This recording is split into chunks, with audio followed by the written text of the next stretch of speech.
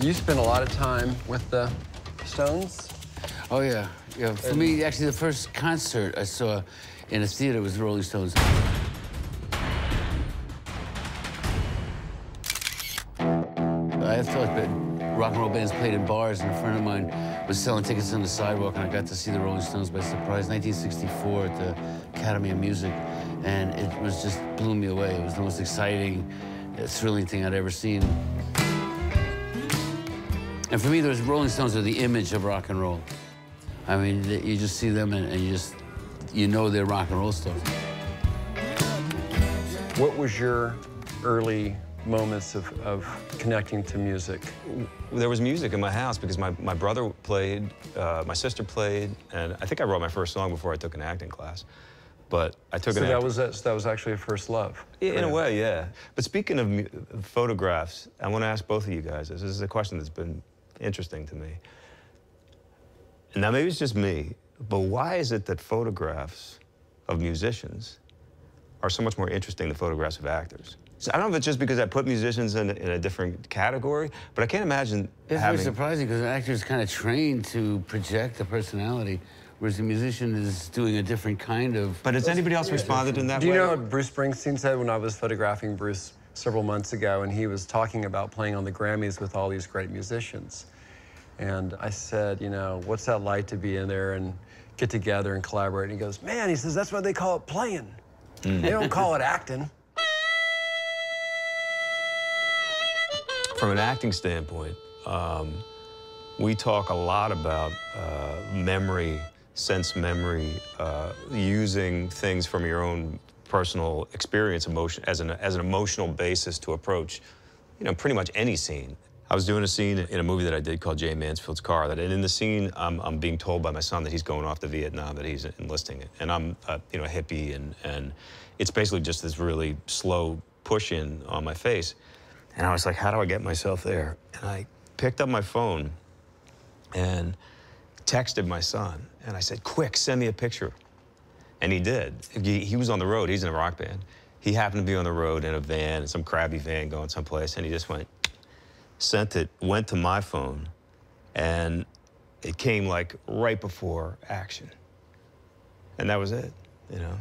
That was it.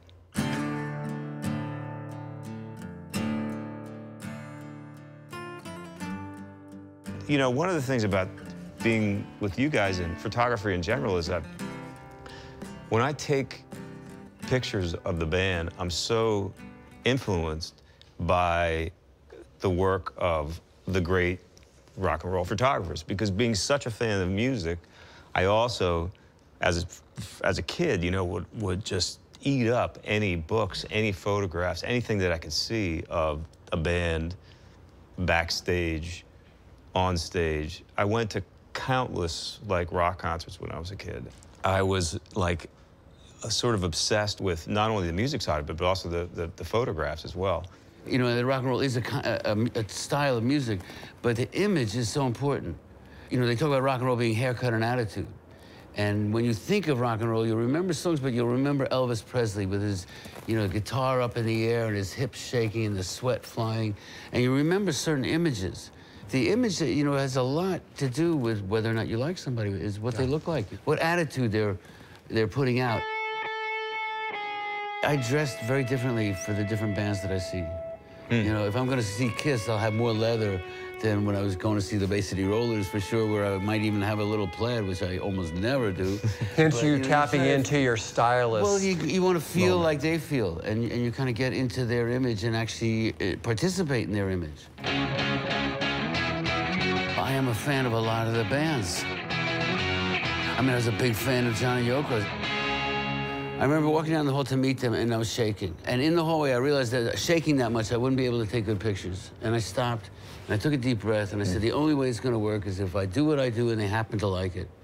And so I went in and I did what I did, which is, you know, kind of stay out of the way, get some pictures when they look good. I don't give a lot of direction. I kind of wait until somebody's doing, you know, looking good naturally. And it worked, and they liked it. And they asked me to come back more often. like you have a connection with, you know, music icons and monuments. Well, I do tend to like the New York skyline, and it's so magnificent and impressive, and people just kind of feel powerful when they're on Statue top of of Liberty. New York, you know, well, the Statue of Liberty was a little different. John Lennon was involved in a legal case with the U.S. government was trying to throw John Lennon out of America, and he was very much wanting to stay, and I thought at the time that the Statue of Liberty was a symbol of welcome. One of the most seminal photographs for me in music, your picture of John Lennon with New York City skyline behind him. Yeah, I don't know why it's such a popular one, but he really seems confident and comfortable and kind of accessible. Even with the sunglasses, he looks like a pop star, but with his head tilted a little, he just looks accessible and friendly, and people just, they like it. He had an apartment with a penthouse roof. We were actually doing something else that day. We were taking pictures for an album cover, and I did a whole series of close-up pictures of his face, doing different expressions for the Walls and Bridges album cover. And as a kind of afterthought, we said, oh, well, let's take some more pictures around the roof, and the skyline was all around us. I said, do you still have that shirt I gave you last year, you know, and that New York City shirt? And he knew right where it was, and he went and put it on, and we had no idea that was the one that was going to be singled out as one of the most popular. Yeah, because I saw on the contact sheet, which is a wonderful record of where you went, the sequence. Right. He was wearing he was making a different faces. denim, he he had a denim jacket on, yeah. And then the shirt jacket came off, the shirt, the shoulders, the whole thing. So you're not only a photographer, you're also a I styled that stylist photo, yeah. of Well, I cut the Did you sleeves do his off hair? the shirt. No, I didn't do his hair. He did that, but I cut the sleeves off the shirt when I gave it to him. When I gave it to him, it's more of a New York look.